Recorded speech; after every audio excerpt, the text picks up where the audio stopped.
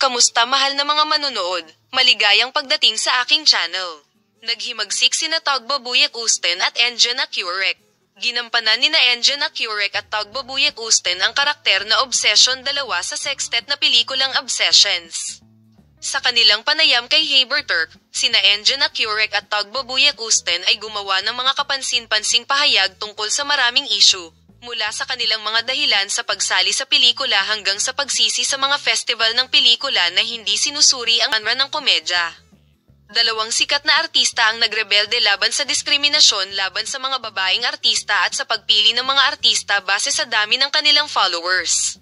Sino sa atin ang walang obsession? Ang ilan sa amin ay nagkaroon ng pagkahumaling sa mahusay na proporsyon, ang ilan ay nagkaroon ng pagkahumaling sa pagiging perpekto, ang ilan ay nagkaroon ng pagkahumaling sa kontrol. Ano ang mangyayari kung magsama-sama ang 6 na taong may obsessive-compulsive disorder?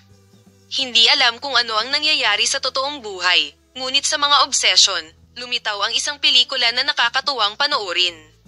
Si Emre Özkay, ang mga producer ng Obsessions, na pinagsamang produksyon ng United Excitements, Mehmet Karaka at Levent Guneri, ay naghatid ng script ng Ferhat Ergun, mula sa theater play ng Pranses na manunulat na si Laurent Bakanen, at nagbahagi ng post tungkol sa serye. Muling nabighani ni Tagbabuyek Usten ang kanyang mga tagahanga sa kanyang bagong pelikula.